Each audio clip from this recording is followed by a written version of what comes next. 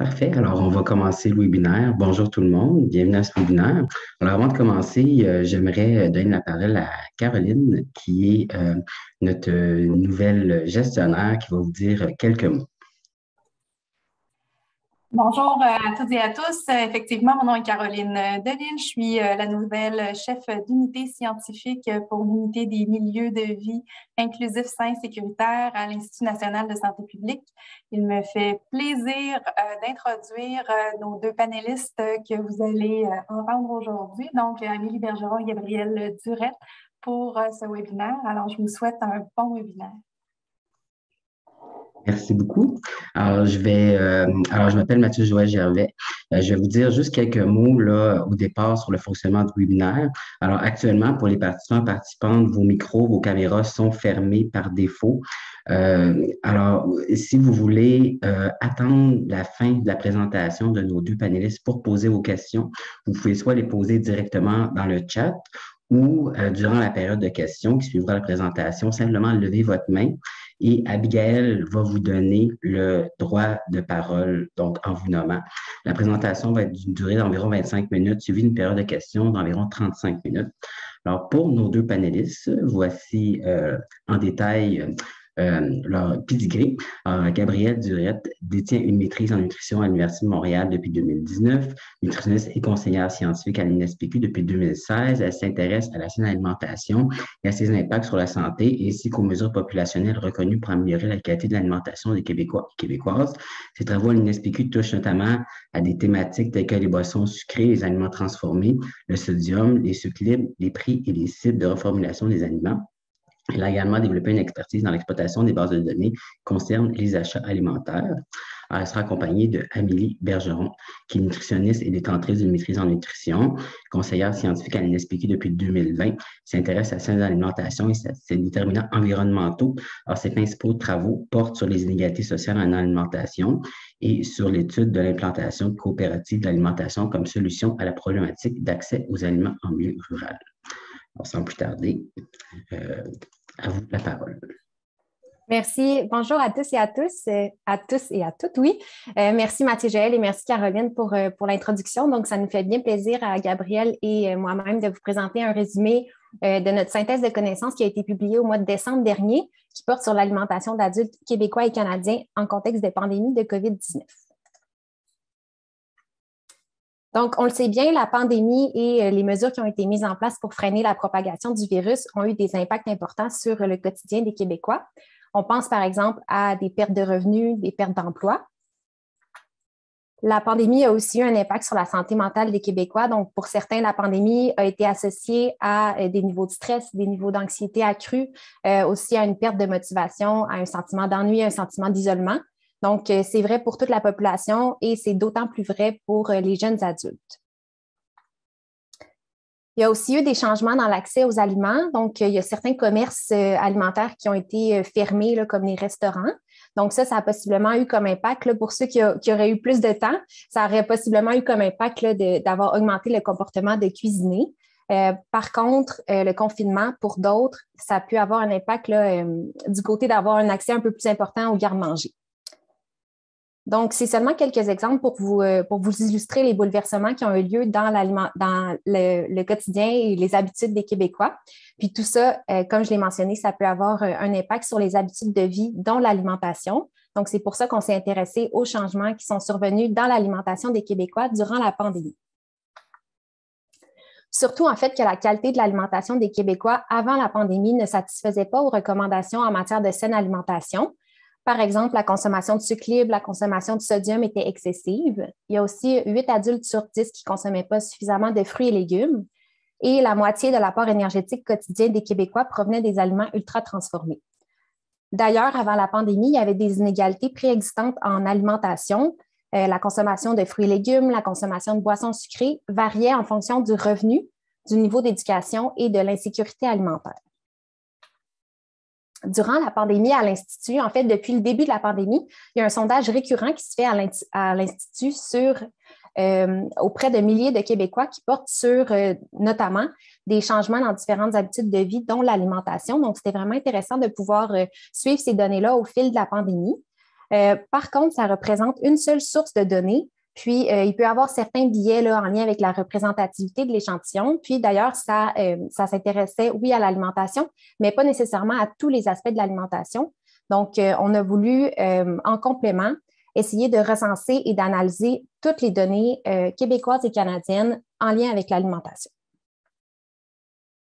Donc, les objectifs de notre synthèse de connaissances, d'abord, c'était de recenser et de documenter des données d'apport et de comportement alimentaire des Québécois et des Canadiens durant la pandémie.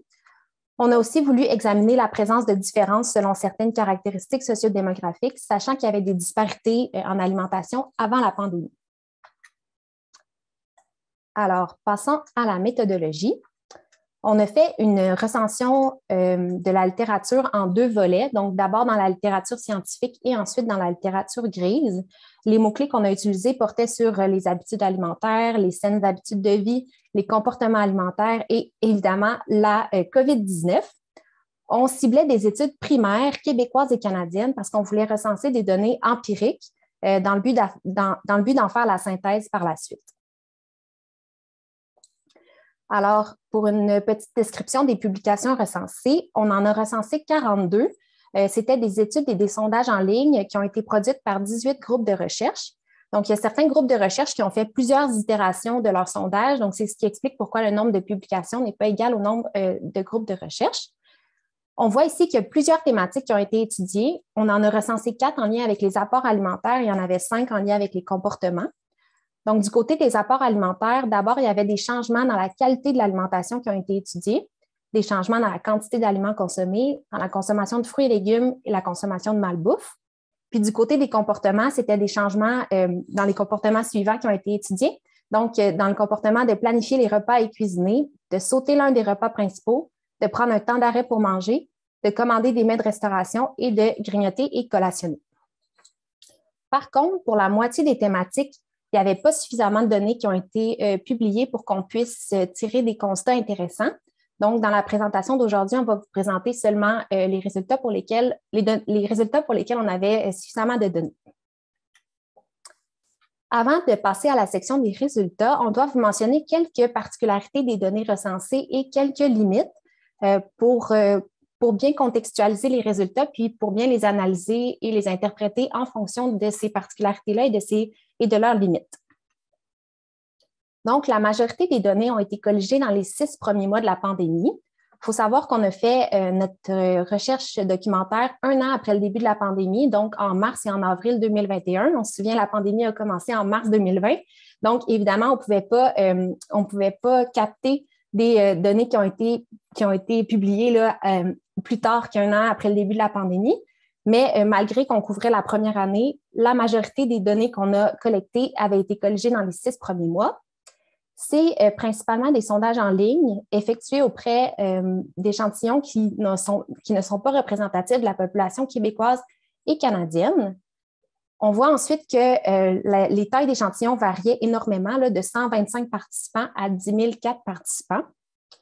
On n'a pas recensé d'études qui portaient spécifiquement sur les populations d'âge mineur, donc c'est pourquoi notre synthèse des connaissances porte seulement sur les adultes. Aussi, la très grande majorité des données ont été collectées avec des méthodes de collecte de données d'apport alimentaire non validées. C'était seulement dans le cas de 2 études que des méthodes de collecte de données validées ont été utilisées. Dans un cas, c'était un questionnaire de fréquence et dans l'autre cas, c'était un rappel de 24 heures répété à 3 reprises. Sinon, à part les 2 études, là, la majorité des études ont utilisé des méthodes rapides de collecte de données sur l'alimentation. Donc, je vous ai mis un petit exemple ici. Dans le dernier mois, comparativement avant la pandémie, observez-vous des changements par rapport à vos habitudes et sentiments? Diriez-vous que votre consommation de malbouffe a augmenté, est restée la même ou a diminué? Donc, ça, c'est un très bon exemple là, du type de questions qui étaient posées. Puis, on voit que ça permet d'évaluer la perception de changement chez les individus. Donc, avec des résultats issus de questions comme ça, on peut seulement décrire des proportions d'individus qui ont rapporté des changements, donc que ce soit une augmentation ou une diminution, ou un maintien de leur rapport ou comportement alimentaire. Donc, des résultats comme ça ne nous permettent pas de déterminer l'intensité du changement. Donc, par exemple, quelqu'un qui aurait rapporté avoir augmenté sa consommation de malbouffe, bien, on ne sait pas si elle l'a augmenté un petit peu ou si elle l'a augmenté beaucoup. Puis, ça ne nous permet pas non plus de comparer objectivement avec l'alimentation d'avant la pandémie. Donc, par exemple, quelqu'un qui aurait augmenté sa consommation de fruits et légumes, bien, est-ce que c'était quelqu'un qui en consommait déjà beaucoup au départ ou qui en consommait pas beaucoup? Ça non plus, on ne peut pas le déterminer. Ensuite, les études ont été menées soit au niveau pan-canadien, au niveau québécois ou dans d'autres provinces. Ça a pu possiblement induire un certain biais dans notre synthèse de connaissances, étant donné que ces différents lieux qui sont assujettis à des mesures sanitaires de nature et d'intensité variable. Donc, en bout de ligne, on comprend que les données sont de qualité relativement faible, qui permettent d'indiquer des perceptions de changement chez les individus. Donc, c'est pourquoi on a accordé une confiance plus grande aux résultats qui étaient convergents de thématiques qui ont été étudiées par au moins 3 groupes de recherche. Donc, si on résume, notre étude a permis de faire un portrait, mais qui est plutôt du style là, comme une photo incomplète des changements qui sont survenus dans l'alimentation des adultes québécois et canadiens au courant des 6 premiers mois de la pandémie. Donc, ceci étant dit, on peut passer à la section des résultats. Alors, d'abord, les résultats par rapport aux changements dans les apports alimentaires. Vous allez voir, les résultats sont présentés sous forme d'une étendue de proportions. Étant donné qu'on a fait une synthèse de plusieurs sources de données, bien, on vous présente une étendue de proportions. Donc, commençons par les changements dans la quantité d'aliments consommés. Les données, malheureusement, étaient insuffisantes pour qu'on puisse rapporter des proportions d'individus qui ont rapporté un maintien dans la quantité d'aliments qu'ils ont consommés durant la pandémie. Les données étaient insuffisantes aussi du côté de la diminution. Mais du côté de l'augmentation, c'est 30 à 40 des répondants aux différentes études et sondages qui ont rapporté avoir augmenté la quantité d'aliments qu'ils ont consommés durant la pandémie. Mais les informations, les données disponibles ne nous donnaient pas d'informations sur le type d'aliments qui étaient consommés en plus grande quantité. Pour ce qui est des fruits et légumes, la majorité ont rapporté un maintien dans leur consommation de fruits et légumes, donc 65 à 70 des répondants aux différentes études et sondages. 10 à 25 ont rapporté une augmentation et 10 à 20 une diminution. Puis, c'est intéressant de constater que la proportion qui rapportait une augmentation était toujours plus importante que la proportion qui rapportait une diminution, et ce, dans toutes les études là, qui ont rapporté des proportions d'augmentation et de diminution. Pour la malbouffe, c'est environ la moitié des participants, donc 50 à 60 dans les différentes études et sondages qui ont rapporté avoir maintenu leur consommation de malbouffe. 20 à 35 l'auraient augmenté et 15 à 25 l'auraient diminué. Dans ce cas-ci, on n'est pas en mesure de déterminer lequel est le changement le plus prévalent, puisque dans certains cas, c'était la proportion d'individus qui rapportaient une augmentation qui était plus grande que la proportion qui rapportait une diminution. Mais dans d'autres cas, c'était l'inverse. Donc, c'est pourquoi on ne peut pas déterminer le changement le plus prévalent. Je passe la parole à ma collègue Gabrielle qui va vous parler des résultats par rapport au changement de comportement alimentaire. Donc, tout à fait, on avait la chance d'avoir des données aussi qui portaient sur les changements de comportement. Comme Amélie vous l'a dit, on a seulement pu dresser des constats pour 2 thématiques, soit planifier les repas et cuisiner, ainsi que grignoter et collationner. Du côté de la planification des repas et cuisiner, il y a 10 à 15 donc une faible proportion, qui ont rapporté cuisiner moins qu'avant que la pandémie. À l'inverse, dans le fond, le pourcentage restant a plutôt indiqué avoir cuisiné autant ou plus souvent qu'avant la pandémie. Donc, ça, c'est un élément qui est vraiment positif, qui est ressorti dans les 6 premiers mois de la pandémie. Les gens semblent avoir autant cuisiné ou plus qu'avant. Du côté de grignoter et collationner, là, on voit vraiment plus 3 tendances. On a des gens qui ont maintenu leur habitude de cuisiner, de collationner, alors qu'il y a une part de 10 à 40 qui ont rapporté collationner plus souvent, puis une autre part de 5 à 10 qui était moins souvent. Tu peux changer. On avait aussi comme deuxième objectif de regarder s'il y avait des différences selon diverses caractéristiques socio-démographiques. L'âge, c'est la caractéristique qui a été le plus souvent étudiée dans les études. Puis malgré tout, on a juste pu dresser des constats sur 2 thèmes, soit la consommation de malbouffe et cuisiner. Ce qu'on a appris, dans le fond, c'est que chez les jeunes adultes, ils ont indiqué en plus grande proportion que les adultes plus âgés consommaient plus de malbouffe qu'avant la pandémie, puis qu'à l'inverse, la proportion de jeunes adultes qui rapportaient une diminution de sa consommation de malbouffe semblait plus faible que celle des adultes plus vieux. Donc ça, c'est comme deux données qui nous disent que c'est des modifications plus en défaveur des jeunes adultes. Du côté de cuisiner, c'est encore positif. Dans le fond, les jeunes adultes, c'est le groupe d'âge parmi tous les adultes qui ont rapporté en plus grande proportion avoir cuisiné davantage. On a aussi regardé les autres caractéristiques, évidemment, mais on n'a pas pu, par exemple, comme le sexe, le niveau de scolarité ou le revenu, mais on n'a pas pu dresser de constat parce que soit les données étaient insuffisantes ou ils étaient contradictoires. Avant de passer, dans le fond, à l'interprétation des résultats qu'on vient de présenter, parce qu'on le sait, c'est quand même des résultats qui sont très chiffrés et difficiles à absorber, j'aimerais ça vous parler des forces et des limites de notre synthèse rapidement. Donc, d'abord, sa principale force, c'est selon nous, à notre connaissance, dans le fond, c'est la première synthèse de littérature sur les changements survenus dans l'alimentation d'adultes québécois ou canadiens durant la pandémie. Mais comme Amélie vous l'a bien expliqué déjà, bien, il y a des limites associées aux données qu'on a trouvées. Donc, une des limites qu'Amélie n'a pas eu le temps de mentionner, c'est qu'on n'a pas pu associer des changements d'apport, par exemple, des changements dans la consommation de malbouffe, de fruits et légumes, à des changements de comportement, comme cuisiner plus ou grignoter plus. Et que ça, c'est pas possible. Il n'y avait pas de données là, qui reliaient ces deux éléments-là. Puis comme elle vous a déjà dit, bien, on ne peut pas déterminer l'intensité des changements. On ne peut pas relier les observations à des patrons de consommation pré-pandémique. Puis évidemment, bien là, finalement, nos données portent seulement sur les 6 premiers mois de la pandémie. C'est des données transversales, c'est-à-dire c'est une photo à un moment donné et non pas suivie dans le temps comme on aurait une courbe. Donc, qu'est-ce qu'on retient de ces données-là?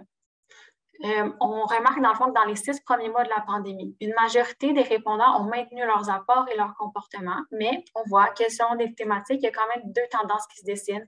Certains ont amélioré une habitude ou un comportement, puis d'autres l'ont plutôt détérioré.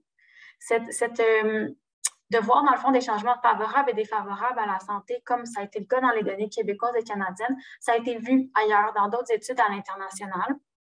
Donc, ce n'est pas des constats qui sont propres au Québec. Là, ça semble vraiment être quelque chose qui a été vu à travers le monde durant la pandémie.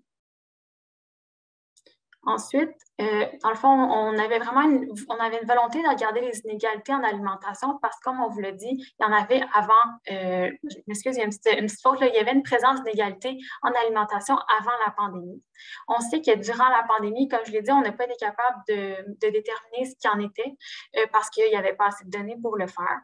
Par contre, on pense vraiment qu'il y a eu minimalement un maintien des inégalités et probablement une exacerbation des inégalités parce que l'insécurité alimentaire a été très prévalente pendant la pandémie. Elle a augmenté.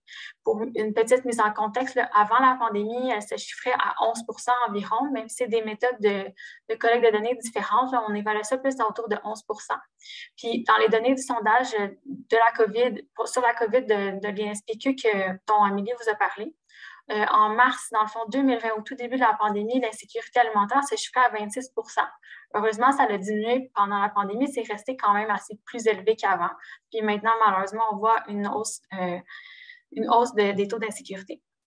Bref, je suis sûre que vous êtes au courant, l'insécurité alimentaire, c'est inversement relié à la qualité de l'alimentation.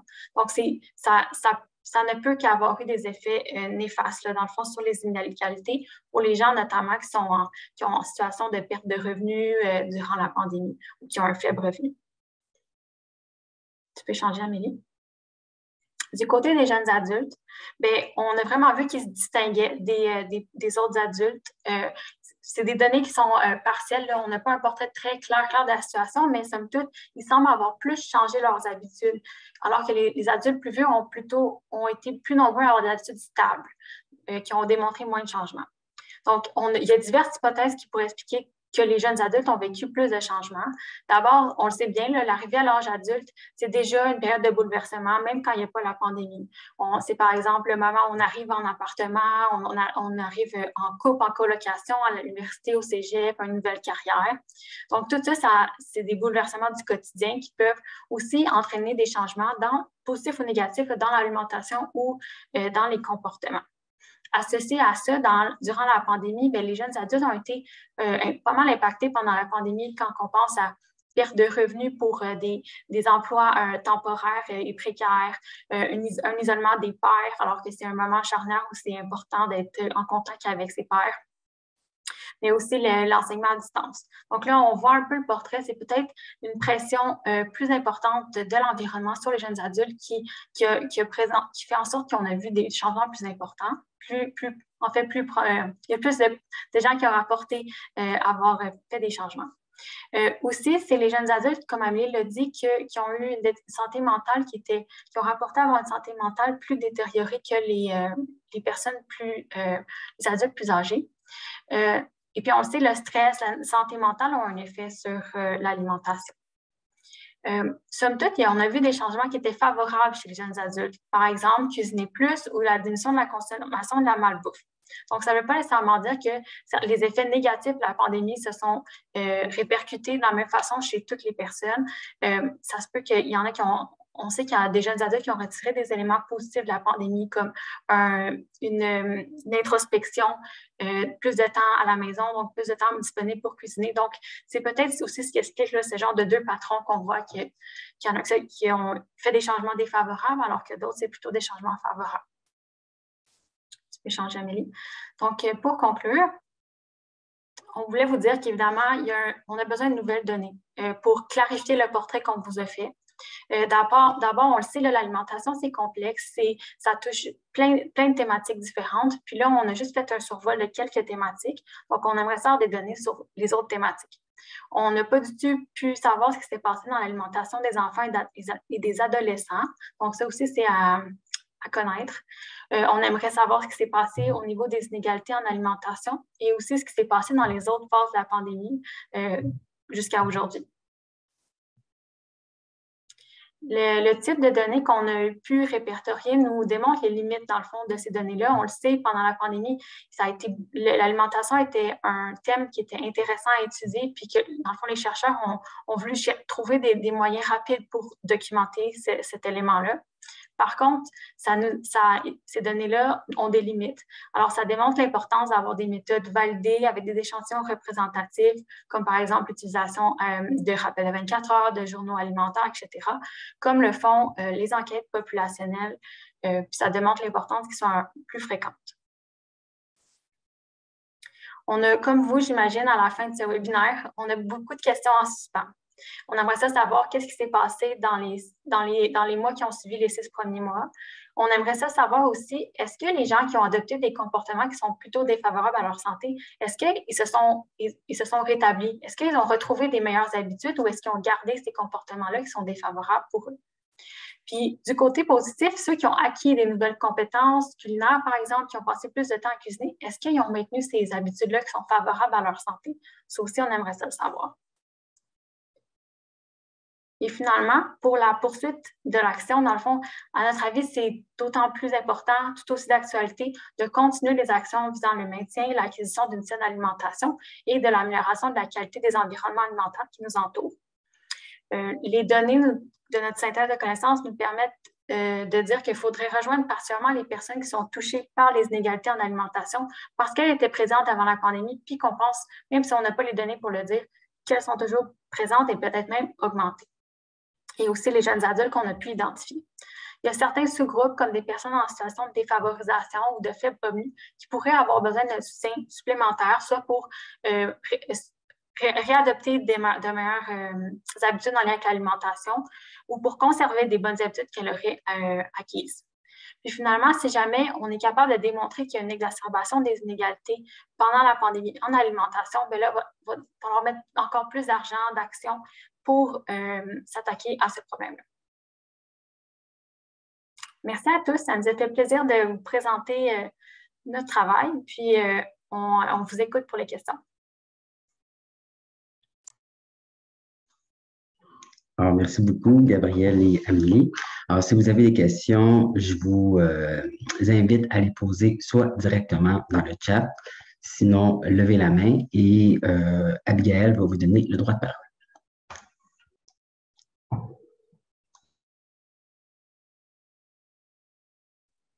Donc, on a déjà une main levée de la part de Lise Bertrand. Ce ne sera pas très long.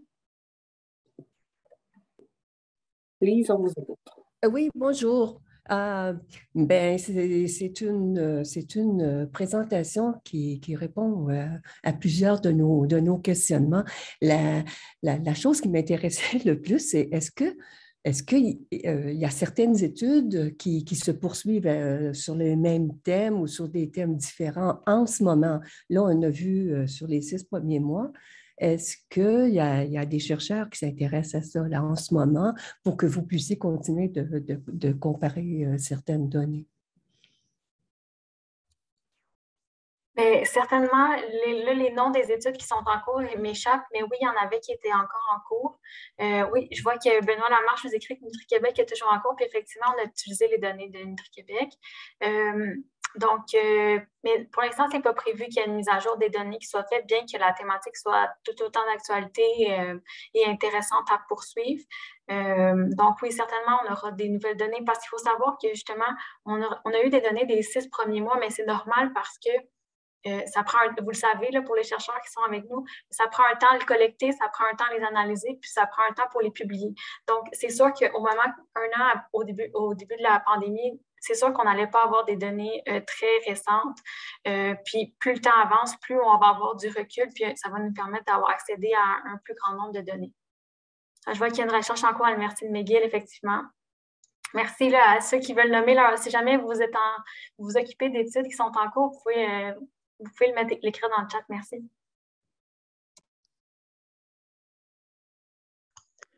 J'avais une question de Anne-Marie. Est-ce que vous pourriez définir ce que vous entendiez par littérature grise en début de votre présentation?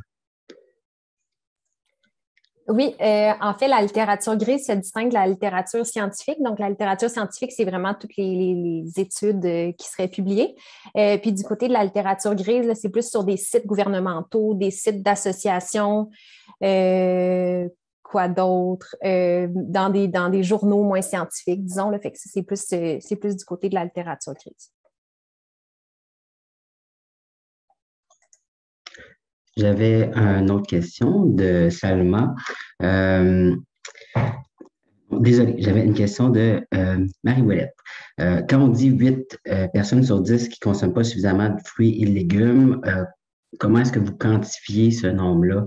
Est-ce que c'est un nombre de portions? Est-ce que c'est avec un autre indicateur? Oui, en fait, c'est par rapport, c'est selon les données de l'ESCC. Je crois qu'on a utilisé cette source de données-là pour notre présentation, si je ne me trompe pas.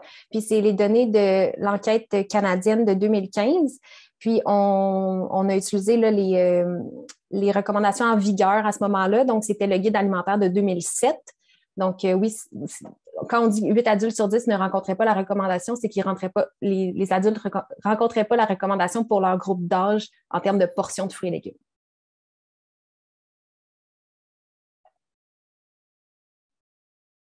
On a peut-être une main levée de Marie-Claude Dulino. Donc, Marie-Claude, on vous écoute. Bonjour, merci beaucoup pour la présentation. Ce n'est pas toujours facile de travailler avec des données qui sont justement difficiles à travailler.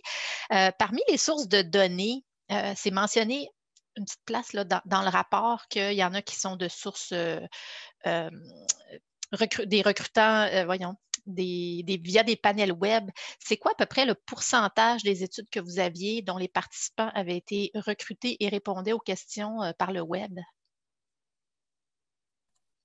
C'est une bonne question, Marc-Claude. Je te dirais dans la majorité. Il y a quelques études qui étaient plutôt comme des cohortes qui existaient déjà. Fait que là, mais même à ça, c'est reste que ce n'est pas un panel web, là, mais c'est probablement des questionnaires en ligne de toute façon, une majorité. Et puis, ce serait quoi? Est-ce que ce serait quoi l'impact sur les résultats? Et justement, pour les sondages de l'INSPQ, même si l'INSPQ fait attention et essaie d'être vraiment représentatif et tout, ils nomment en dessous de leurs résultats que j'ai le nomme parce que ce n'est pas notre équipe qui le fait, mais c'est à l'intérieur de l'INSPQ, c'est pour ça. Dans le fond, ils nomment que c'est sûr qu'il faut s'attendre qu'il y a des gens qui n'ont pas accès à Internet comme c'est en ligne. participent moins, que c'est des volontaires qui répondent. Donc, il y a déjà comme un biais associé à la santé ou la santé publique plus largement.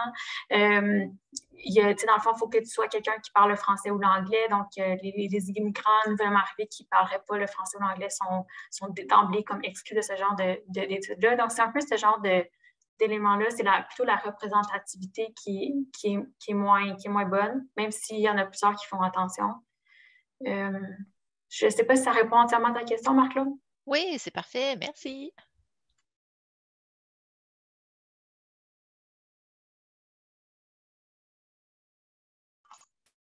Oui, on a une question de Salma qui demande est-ce que vous avez des connaissances, des études qui s'intéressent aux associations entre les changements de comportement alimentaire durant la pandémie et la santé mentale? Donc, j'imagine qui tient compte là, des associations avec cette variable-là de santé mentale.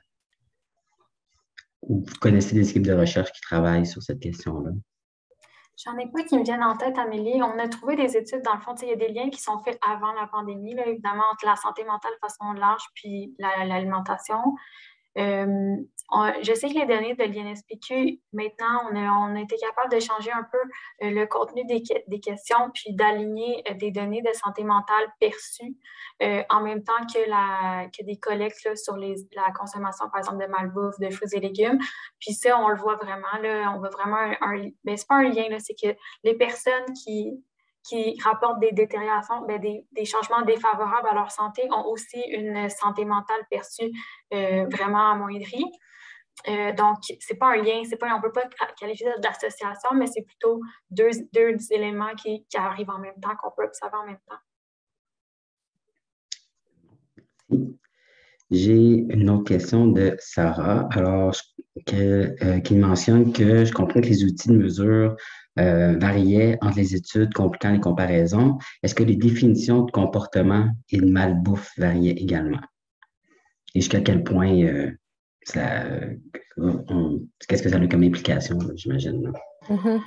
Oui, en effet, les définitions, la malbouffe, c'est un bon exemple, ça variait entre les études. Certains définissaient vraiment là, la malbouffe, par exemple, sucreries, boissons sucrées et tout. C'était vraiment mis dans la définition de malbouffe que les chercheurs entendaient était mise dans la question. D'autres fois, c'était plus malbouffe de façon générale.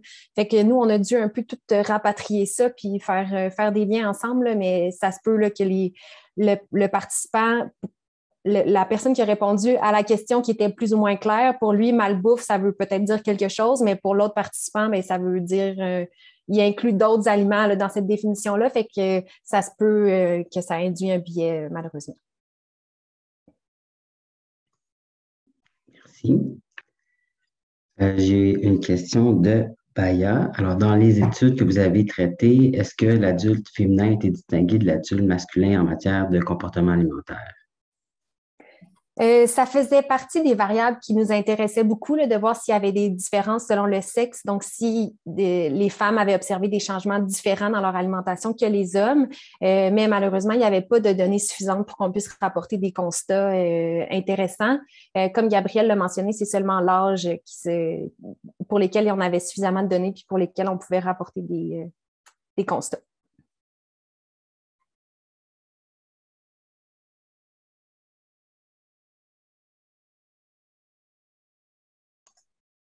Donc, dans le chat, là, Marie-Claude Paquette qui donne enfin un lien d'une publication là, qui traite du comportement alimentaire, santé mentale. Alors, pour celles qui sont intéressés par ces études-là. Est-ce que vous avez d'autres questions, commentaires? Il y a Marc-Claude Gélino qui veut reprendre la parole. Ce ne sera pas très long. On t'écoute, Marc-Claude. Oui, ben, j'en profite s'il n'y a personne, mais souvent les questionnaires, là, ils sont repris. Une fois qu'on sait que l'INSPQ a fait ce questionnaire-là, puis c'est cette question-là qui a été utilisée, elle sera reprise plus tard.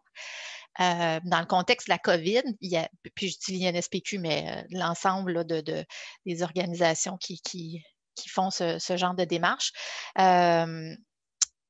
Comment faire pour que dans le futur, ça ne soit pas repris. Je ne sais pas si ma question est claire, mais je comprends que dans le contexte de COVID, il y avait plusieurs commandes, puis on avait besoin de données, puis il fallait que ça sorte rapidement.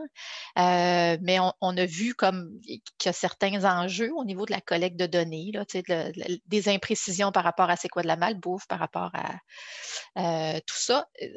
C'est quoi le piège dans lequel il ne faut pas tomber pour que ce soit repris? Parce que souvent, quand on veut refaire des questionnaires, on dit bon, on va aller regarder les questions qui ont été validées d'abord. Est-ce que ma question est claire? Tout à fait, Marc-Claude. Je comprends tout à fait l'enjeu que tu nommes, là. Dans le fond, tu t'inquiètes que parce que c'est en haut, c'est écrit sondage par l'INSPQ, que ce sondage-là soit repris en temps non COVID, par exemple, pour garder l'alimentation, c'est ça? Ben oui, parce que nous-mêmes, on l'a vécu pendant la COVID où on disait ben, on aimerait mieux pas prendre ce questionnaire-là pour les limites qu'il a, mais on se faisait répondre oui, mais on va le prendre quand même parce que c'est l'INSPQ qui l'a fait. On était un peu coincés. Oui, je comprends. Je n'ai pas de réponse à ton enjeu parce que je trouve qu'il est très valide. Puis moi aussi, ça m'inquiéterait là si je suis dans une région puis si j'avais comme la possibilité de faire un questionnaire qui est plus complet, qui est plus adéquat puis qui a moins de limites. C'est sûr que moi, je prendrais cette option-là. Puis je ne sais pas. Écoute, je vais en parler à mon équipe.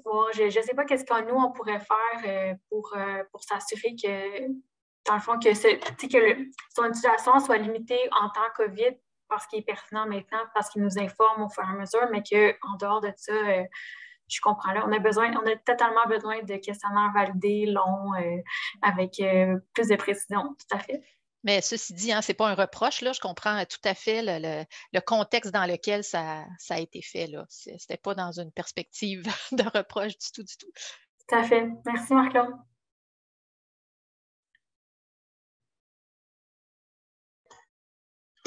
Oui, puis moi, je vais me permettre un petit commentaire éditorial puisque j'enseigne des cours de métaux, mais je pense que, encore une fois, cette étude-là démontre l'importance de bien opérationnaliser nos variables quand on fait nos questionnaires et puis de donner une définition conceptuelle à chacune à chacune des concepts là, qu'on utilise dans un questionnaire pour comparer, pour permettre là, la généralisation, mais aussi la comparaison entre les différentes études. Là.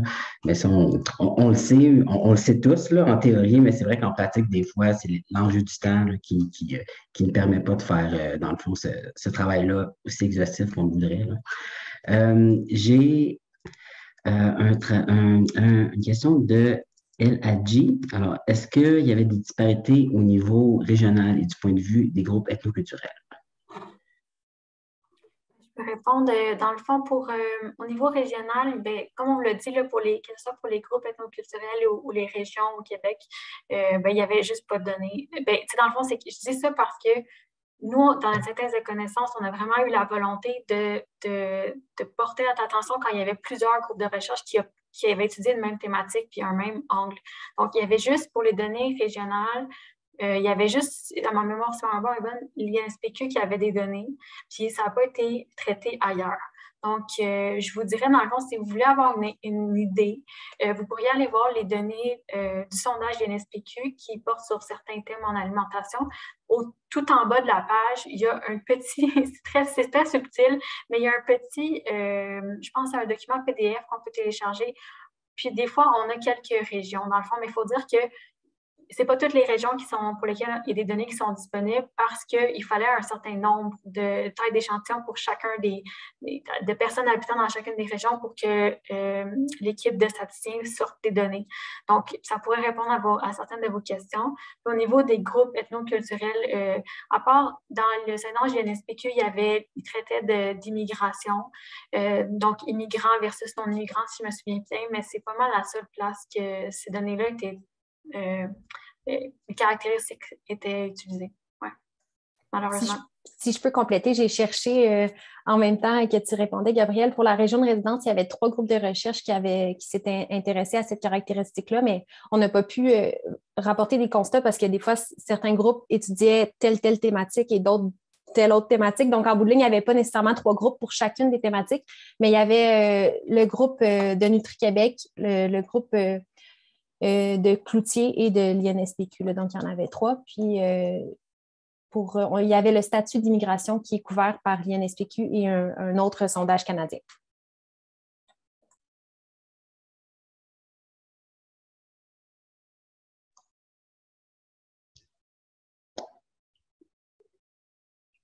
Je pense qu'il y a une main levée. Abigail. Oui. Oui. Vas-y, Marc-Claude, on t'écoute. C'est encore moi, j'en profite là, pour assouvir ma curiosité là, en attendant que les gens se trouvent d'autres questions. Vous avez parlé de Nutri-Québec, puis Nutri-Québec avait quand même, il me semblait, un petit échantillonnage avant COVID, puis pendant la COVID. Est-ce que ça permet, ça pouvait quand même démontrer, vu que c'était quand même par le web, puis avec un groupe plus, peut-être à revenus plus élevés, est-ce que ces données-là auraient quand même pu être travaillées de façon à démontrer que ceux qui étaient déjà en position de bons revenus ou en bonne position socio-économique, ça a eu des impacts positifs ou je ne sais pas trop. Y avait-tu quand même quelque chose à exploiter par rapport à ce groupe-là? Par rapport aux revenus, mettons, ou... Par rapport aux revenus, c'était difficile pour nous de comparer les niveaux de revenus des différents échantillons entre eux. On s'est plus intéressé aux différences dans les niveaux de revenus à l'intérieur d'un même échantillon. Donc, on n'a pas exploré cette piste-là oui, directement. Oui, je comprends. Mais Marc-Claude, tu pourrais poser ta question. En tout cas, si Benoît Lamarche voudrait répondre, je ne vais pas envoyer une patate chaude, là, mais comme il est dans notre webinaire, le contacter par la suite pour répondre à ta question. Pour Nutri-Québec spécifiquement.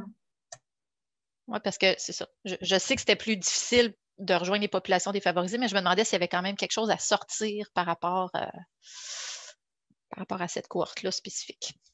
Mais je pense que je vais relire l'article. Il y avait quelque chose qui était sorti là-dessus. Merci.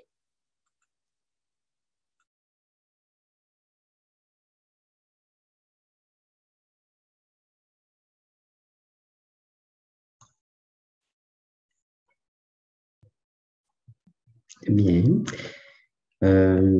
D'autres. Benoît veut parler, mais son micro ne fonctionne pas. Juste lever la main, Benoît, puis Abigail va donner le tour de parole. Oui. On t'écoute, Benoît. Est-ce que ça fonctionne? Oui, on t'entend. OK, merci. Comme j'ai été, on m'a identifié. Oui, je voulais juste répondre. D'abord, merci. J'apprécie beaucoup le travail que vous avez fait, là. Ça a été un plaisir aussi de lire le rapport dans sa première version. C'est un travail de moine faire ça, puis c'est très apprécié.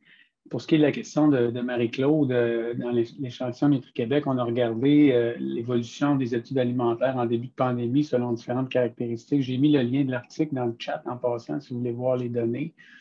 On est très limité par la taille de l'échantillon d'une part, par son biais aussi vis-à-vis d'une population plutôt favorisée. Mais même en faisant des ajustements pour pondérer, etc., on est en mesure de regarder certaines différences. Puis ce qui est apparu le plus évident, je dirais, on avait certaines différences régionales, ce n'était pas très marqué, mais c'était le groupe de gens qui avaient de l'obésité qui s'améliorait le plus en termes de qualité globale de l'alimentation durant la pandémie par rapport à avant la pandémie. Donc, ça n'adresse pas nécessairement la question de la vulnérabilité ou de l'éducation, etc., mais quand même, c'est un groupe un peu plus vulnérable, les gens avec obésité. Donc, on a vu une amélioration. On ne peut pas appliquer ça à tout le monde, évidemment, parce que c'est un groupe qui est intéressé par l'alimentation. Donc, ce sont des gens avec obésité qui s'intéressent à l'alimentation. Ça a peut-être été un déclic pour la pandémie, les aider à faire des changements à leur alimentation. Mais ça reste un enjeu majeur, comme tous l'ont dit, là, dans les panels web ou des cohortes web, c'est très difficile de réussir à avoir des échantillons qui seront représentatifs et qui vont nous donner un portrait clair de tout ça. Alors, je voulais juste rajouter ce point-là. Merci beaucoup, Benoît, d'avoir pris la parole avec la patate chaude que j'ai lancée, désolée. Puis encore merci, Benoît était notre réviseur, un des réviseurs externes sur ce document-là, donc c'est toujours apprécié d'avoir quelqu'un qui nous lit.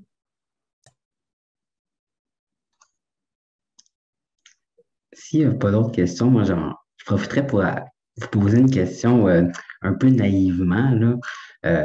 Étant donné que je ne suis pas dans le domaine de l'alimentation, mais dans un autre domaine, jusqu'à quel point le contexte COVID est favorable ou défavorable, justement, pour mettre en place des approches là, au niveau de la prévention, promotion, au niveau des saines habitudes de vie, mais plus spécifiquement au niveau de l'alimentation. Puis, est-ce qu'il y aurait certains leviers qui est spécifique au contexte COVID ou au contexte pandémique qu'on pourrait utiliser pour avoir des actions, avoir des impacts attendus chez certaines populations, ou est-ce qu'il y a certaines choses qui rendent peut-être moins efficaces les interventions habituelles? Mais je te dirais que pour la perspective plus insécurité alimentaire, puis chez les gens qui ont perdu des revenus et tout, je pense que ça l'a mis en lumière, cette problématique-là, ça l'a mis à l'agenda, ça a été beaucoup discuté dans les médias dans les 2 derniers mois, 2 dernières années, pardon, de la pandémie. Donc, je pense que ça l'a ouvert les yeux à beaucoup de gens. Puis parce qu'il faut savoir que l'insécurité alimentaire, c'est pas un problème de gestion du budget alimentaire. Tu sais, les gens, ils sont bons pour optimiser la densité des aliments qu'ils vont acheter, pour avoir le plus de calories pour nourrir leur famille quand ils n'ont pas assez d'argent pour se nourrir. Mais c'est plutôt un problème de revenus. Donc, je pense que ça a été un grand élément. Puis on a justement, au tout début de la pandémie, fait un document portant sur les mesures de mitigation pour l'insécurité alimentaire. Donc, ça, je te dirais que c'est la grosse chose qui est ressortie pendant la pandémie.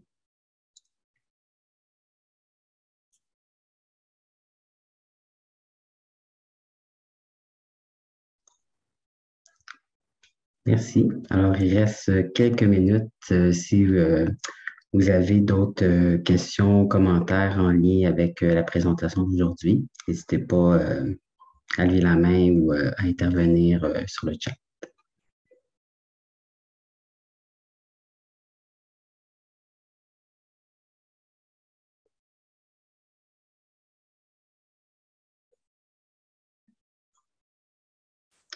Alors, il ne semble pas y avoir d'autres questions.